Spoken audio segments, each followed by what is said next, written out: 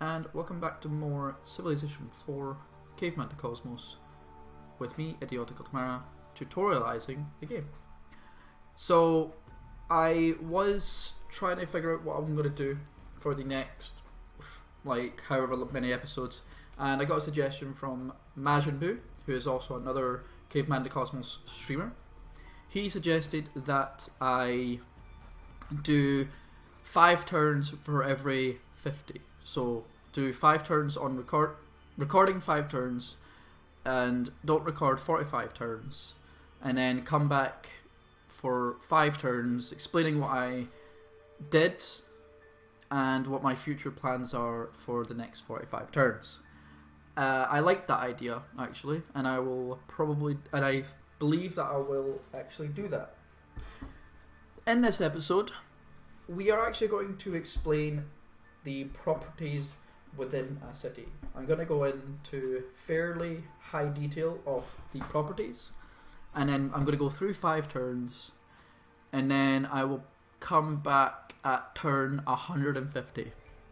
I know it's not going to be 45 turns, but we're so close to turn 100 that I'll do up to 90 or something like that, and then I'll come back at turn 150, then turn 200, and then turn, and so on and so forth.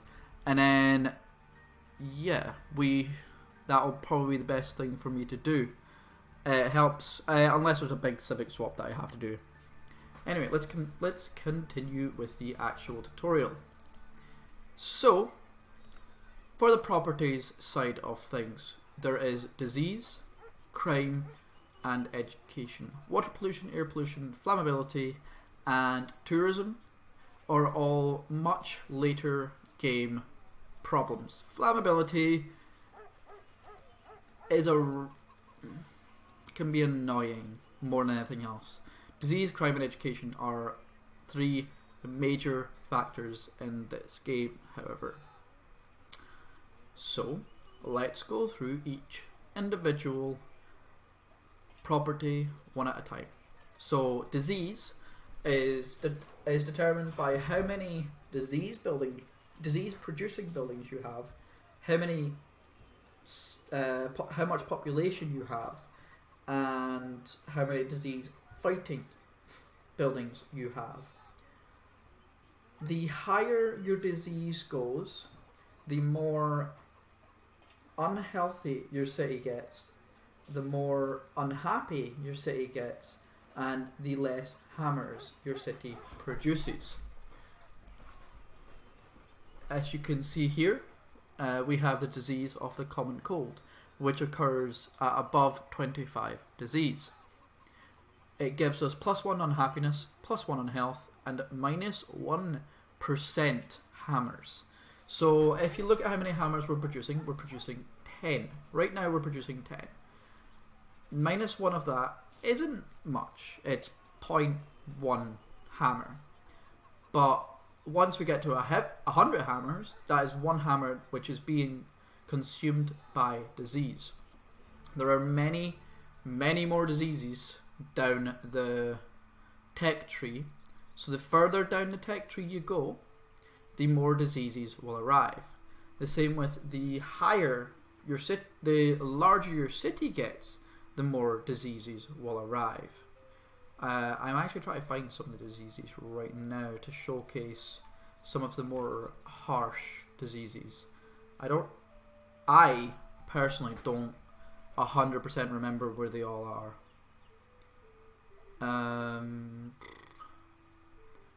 This tech tree can confuse me a lot of the time. I play this game a lot, and it does confuse me a lot of the time as well. I believe there's some...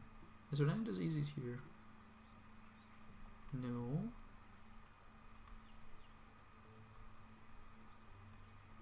Here's some diseases. Okay, so animal husbandry adds 3 diseases to the game. It adds swine flu, disease of anthrax, and smallpox. These occur at fairly high disease rates.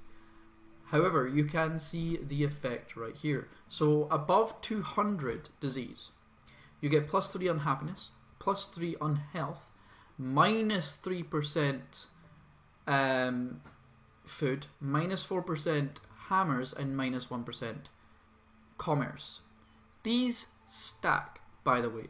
So you would have so you would have all this for just the swine flu disease, and then you would have any disease that happens before that, which could be the scarlet fever disease. So scarlet fever and swine flu would give you plus 5 on happiness, plus 5 on health, plus minus 5% food, minus 7% hammers, minus 1% commerce, and minus 3 tourism. As you can see, it can stack really, really harshly over time. So you normally want to keep your disease below, I think the first one is always 25. I'm sure there is nothing below 25. I could be wrong, but yeah, there's nothing, just assume there's nothing below 25. So you want to keep your disease at 25 or below. It can go into the negatives by enormous amounts. So in that respect, you normally want to build as many disease-fighting buildings as possible until you are going into the negatives of disease or into the zeros or single digits. Until then, so right now, if you look at our city, we are at +1 disease per turn. If I do not have any disease fighting buildings, that is this option right here. All these options, so you have the research, espionage, culture, gold, food, production, happiness, and so on and so forth. Click the disease influence buildings. We have none right now, but there are quite a few disease fighting buildings. There's also disease producing buildings in the game as well. As you can, we actually have alpha female, which is fighting off to disease anyway. I don't think I have any other disease fighting buildings. So we're actually fighting to gaining 3 right now. Next property that you have to worry about pretty heavily is crime. Crime is harsh. Crime is insanely bad. Crime increases unhappiness and decreases your production and your gold per turn, and it actually produces crime itself. So let's go back into the tech tree and showcase a couple of crimes. I think one of the first crimes you can get is down in conduct. So here we have crime, which is fighting, and crime, which is mugging. So crime fighting is occurs above 375 crime. It only produces +2 on happiness, +1 health, and -2 commerce per turn. However, it does increase the local insidiousness, which helps criminals to avoid discovery, by 0.2%. Doesn't seem like a lot at 375. But there is something that happens before fighting, and that is called mugging. Mugging has a baseline of +2 on happiness, +3 on health, -8 gold per turn, and -1% tourism per turn. On top of that, it has a -5% gold per turn to your entire city. And then it also increases insidiousness by 2%. So as soon as you got to 375 crime, you'd actually be getting +4 on happiness, +4 on health, -5% gold per turn, -8 gold per turn, plus or 2.2% local insidiousness, minus 3 tourism per turn. However, one of the benefits to having maybe one city have an insane amount of crime is your spy cities or your crime cities. The cities you want to be building criminal units, so bandits, exiles, thieves, and the such, because it actually increases your criminals' experience. Yeah, so it can actually benefit you if you don't mind supporting one city, one or two cities that produce a lot but also have a shed ton of crime. It can be pretty beneficial if you're running banditry. Exiles are one of the first criminal units in the game, and they're actually pretty strong in, like, at the start of the game anyway. They have two strength, and they have industry, espionage, and marauder. They ignore terrain movement costs, they ignore zones of control, and they are hidden to all other people. So it can be pretty beneficial if you're having a city produce criminals. Otherwise, try to avoid crime as much as possible. So the same thing applies with crime as it does with disease. Try not to make it go above, say, 25 or 0. Like, I try to keep it at 0 all the time. I try to keep crime and disease at 0. It's not easy to deal with, but if you can manage it, it helps out a lot. The next property we want to go and look at is education. Education is how smart your populace is within your city. So we do have an education, argumentative awareness, and intuitive right now. Argumentative awareness occurs when you have plus 10 education, and it goes all the way up to a shit ton of education. This increases your anarchy length by 5%. That's 5% for every single city, by the way. So the more cities you have and the more education you have in every city, the longer your anarchy takes, because your populace don't like going into anarchy. However, it does give you a really, really good benefit. At plus 10, anything above plus 10 science education gives you plus 1 beakers, plus 5% hammers, plus 5% commerce, plus 5% beakers, plus 1% great person birth rate, plus 1% war and happiness, so being at war, educate people don't like being at war, plus 1% trade route yield, minus 1 flammability, minus 1 crime per turn, and minus 1 disease per turn. So the more educated your populace, the better they are at fighting crime and disease. And they also produce more, they give you more science, and they give you more commerce, which in turn gives you more science. They also allow for more great people to be born, and they allow for more trade route yield. One of the biggest disadvantages to having an educated society, however, is the fact that it makes cities harder to grow. This is the first level of education, by the way. It requires 10% more food to grow a city, and it also means they become more unhappy due to war. The other side of the coin, however, is that minus 10 education, which can be shown once we go into the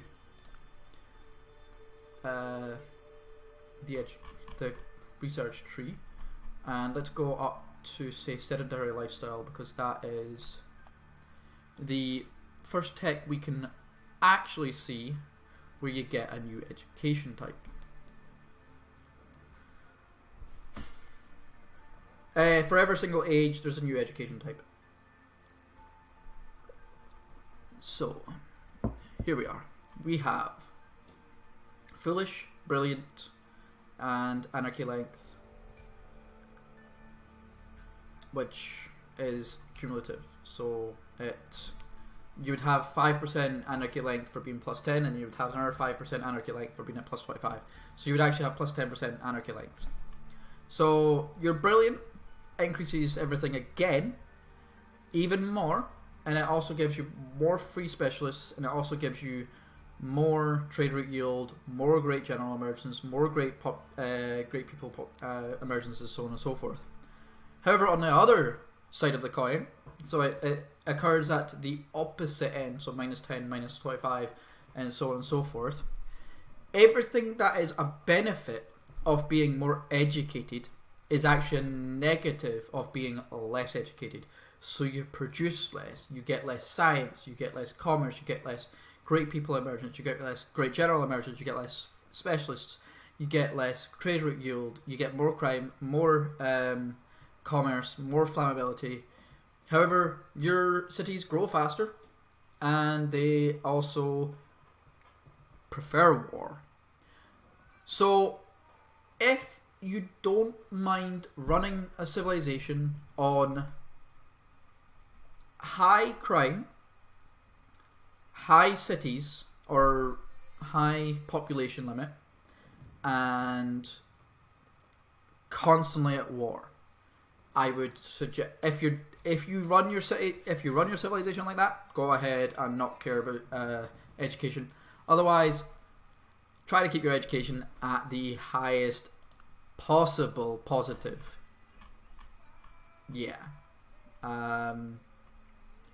If not, you will suffer from a lot of disadvantages. A lot. There's too many disadvantages in the negative education for me personally to even think about it. On that note, there's also another couple of things that I would suggest looking into.